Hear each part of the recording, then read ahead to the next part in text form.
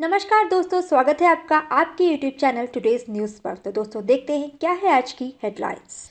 PM Modi का vaccine पर मंथन। देश में 16 जनवरी से वैक्सीनेशन शुरू होने जा रहा है। प्रधानमंत्री मोदी ने इस सिलसिले में आज राज्यों के मुख्यमंत्रियों से चर्चा की।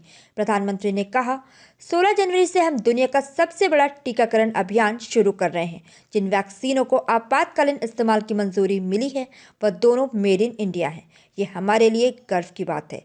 अगले कुछ महीनों में हमारा लक्ष्य 30 करोड़ लोगों का वैक्सीनेशन करना है।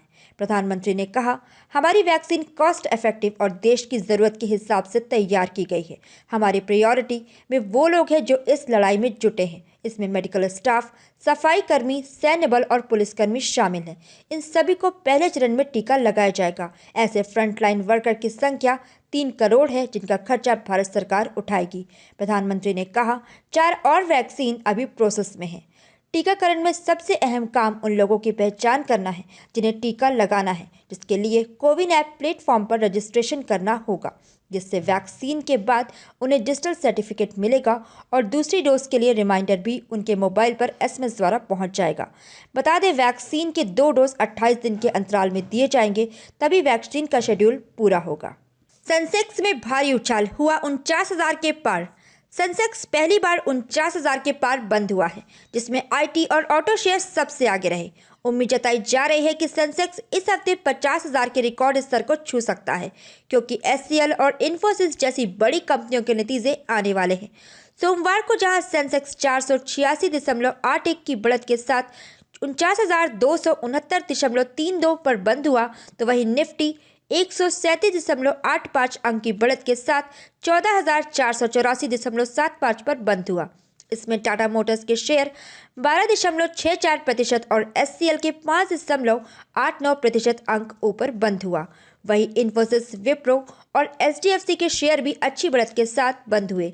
बता दें, तेज उछाल का मुख्य कारण कोरोना वैक्सीन को लेकर आया पॉजिटिव अपडेट, अमेरिका से आने वाले राहत पैकेज की उम्मीद, टीसीएस के दिसंबर माह के नतीजों को माना जा रहा है। Chief of defence staff general Bipin Rawat का लद्दाख दौरा। चीन के साथ तनातनी के बीच chief of defence staff general Bipin Rawat सोमवार को ताज़ा हालात का जायजा लेने लद्दाख सेक्टर पहुंचे। चीफ ऑफ डिफेंस स्टाफ की तरफ से लद्दाख इलाके का दौरा ऐसे वक्त पर किया गया है जब भारत और चीन के जवान अप्रैल-मई के महीने से ही तनाव के बाद से एक दूसरे के आमने सामने हैं। समाचार एजेंसी एएनआई ने सैन्य सूत्रों के हवाले से बताया कि जनरल रावत लेह में तैनात जवानों की ऑपरेशनल और अन्य तैयारियों का पूरा ब्यौरा लेंगे। यहाँ पर अन्य बलों से भी वो मुलाकात करेंगे। वहीं chief of air staff marshal RKS Bhadauria ने भी सोमवार को थोइस, न्योगा समेत लद्दाख सेक्टर का दौरा किया। इससे पहले 3 जनवरी को जनरल रावत ने अरुणाचल में दिबांग घाटी, लोहित सेक्टर और सुबनसिरी घाटी में विभिन्न चौकियों का दौरा किया था, जिसमें उन्होंने आईटीबीपी के जवानों से मुलाकात की थी। जनरल रावत मंगलवार को लद्दाख से कश्मीर की यात्रा कर सकते हैं। भारतीय सेना ने पूर्वी लद्दाख में अलग अलग स्थानों पर करीब 50,000 सैनिकों की तैनाती की है, तो वहीं चीन ने भी इतने ही सैनिक तैनात कर रखे हैं।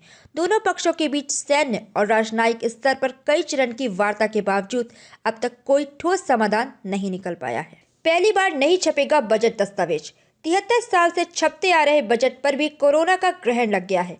महामारी के डर से इस बार 2021-22 के बजट दस्तावेज नहीं छापे जा रहे। सरकार को इसके लिए लोकसभा अध्यक्ष और राज्यसभा के सभापति की मंजूरी मिल गई है। इस बार संसद के सदस्यों को बजट की सॉफ्ट कॉपी मुहैया कराई जाएगी। वित्त मंत्रालय का कहना है कि बजट के दस्तावेजों की छपाई के लिए 100 से ज़्यादा लोगों को 2 सप्ताह तक साथ रखना होता है। कोविड के संक्रमण को देखते हुए सरकार इतने लंबे समय तक एक जगह पर इतने लोगों को नहीं रख सकती। स्वतंत्र भारत में केंद्रीय बजट पहली बार 26 नवंबर 1947 को पेश किया गया था। इसके दस्तावेज तब से हर साल छापे जाते रहे हैं। वित्त मंत्रालय बजट दस्तावेजों की छपाई प्रक्रिया की शुरुआत के मौके पर हर साल हलवा सेरेमनी करता है। सेरेमनी का आयोजन संसद में बजट पेश किए जाने से एक पखवाड़ा पहले नॉर्थ ब्लॉक के बेसमेंट में होता है। अब सवाल यह है कि जब बजट छप नहीं रहा तो हलवा सेरेमनी होगी या नहीं।